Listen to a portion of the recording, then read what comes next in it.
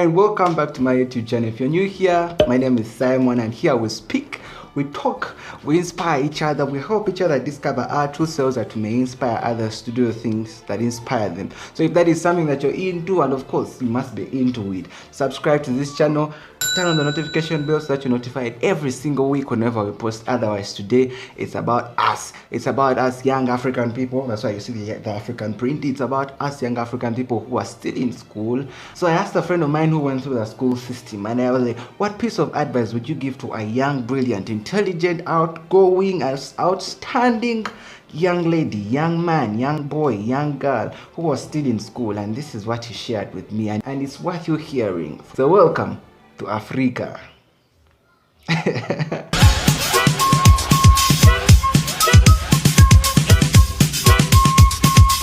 So he said to me, when you see your parents tipping you with a lot of responsibilities, it simply means that now their perception towards you has changed. So you need to level up and also mature.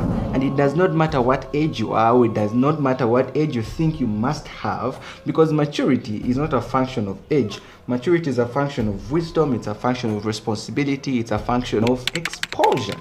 Get what I mean? Remember when I said welcome to Africa?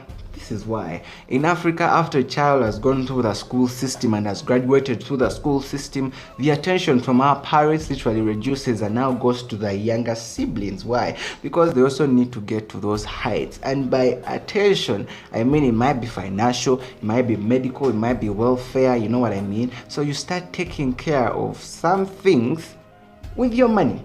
You get what I mean? And actually, some parents will actually tell you, man, go and do something. Go and do something, because we might need your help right here. We might need your money right here. So go and do something, because you might be needed to support the family here and there. So if you're still in school just like me, then it's better we leverage what is still available to start up things, to gather up as many skills as we can for certain workspaces before it's too late. We don't want to say like it was said in a movie, I didn't see that coming.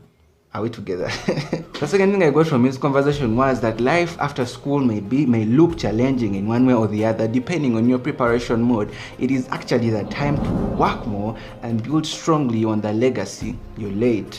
Now I know the word legacy is totally misunderstood, not only in Africa but globally. Why? Because it is mostly associated, when we talk about legacy, everyone will think, that one must be 45 and above, so they don't care. Let me tell you something. You and I as young African people, you and I as young people all over the world, we are living a legacy whether we want to or not. We are living a legacy whether we know it or not. But the question is, are we going to be intentional about the legacy we are living? You get what I mean? So while in school, let us flex, just like Gloria Atanmo says. You know, a couple of months ago, I got an opportunity to attend an online webinar. It was called Own Your Future, and it was hosted by Tony Robbins and his friend. Why is it called Garcia? Something, I've forgotten his name. And thanks to Ruth Navisere, that beautiful lady. So the F, Gloria said, flex. F meaning find your voice, and the L meant learn a new skill every single time, and the E stood for enter a community of like-minded people, and the X was experiment for 100 days. Show up straight and do something. So let us not wait to flex after school. We can do it right now while we are still in school, because we have greatness within us. And just in case you're not sure of the greatness that is within you, I made a video for you right here, and it's very much helpful. Let me tell you something. And the third thing he told me was that life isn't all about books. So read smart, and he said that sometimes you'll even need to use your head and synthesize what's in the future. You will need people, so relate. Right, and this reminded me of a famous song right here in Uganda. It's called Mbera, and the storyline of this song is it talks about a bwat. So bwat is a slang to mean brilliant. Brilliant people are called bwats, people who are always top on their class. So there was this bwat guy. He had no time for gatherings, no time for parties, no time for chilling, no time for stories. All the time he had books and books. And guess what? Yeah, and yes, indeed, he graduated top of his class. He got the grades he wanted.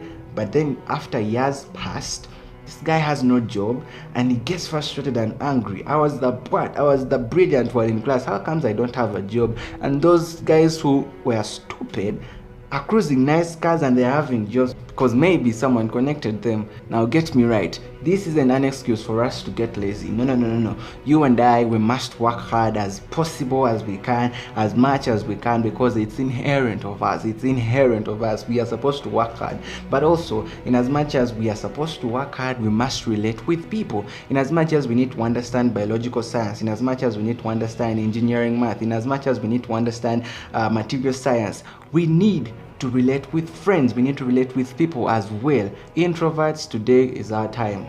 Let's get delivered, because the Bible says you shall know the truth and the truth will set you free. So let us relate with people. The present has given us an opportunity to make life better for someone. So let's get started today. Let's get started now. And clarity comes from movement and momentum. So say hi to that person you don't know yet. Say hi to the askari you pass by when you're entering your campus. Say hi to the cleaner who cleans for you the dormitory aisles. Say hi to that farmer who you pass by as you're going to school, because you don't know when you're going to need them in life, because you don't know who and who might be very, very much crucial for your next level in life. You don't know who you're going to marry. You don't know who you're going to make a family with yet. So relate with people. So thank you so very much, Conrad. God bless you. That was well thought of you. And as this is what I want to let us know as young African people.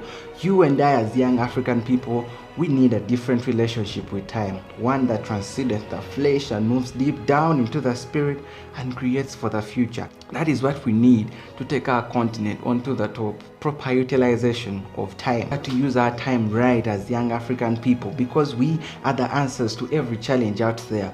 We are the solutions to the problems in our societies. We are the solutions to the challenges that we criticize. So our continent is relying solely on you and I, young African people, because big ideas come from forward-thinking people who choose to challenge the norm and think outside the box and invent the world and invent the continent they see.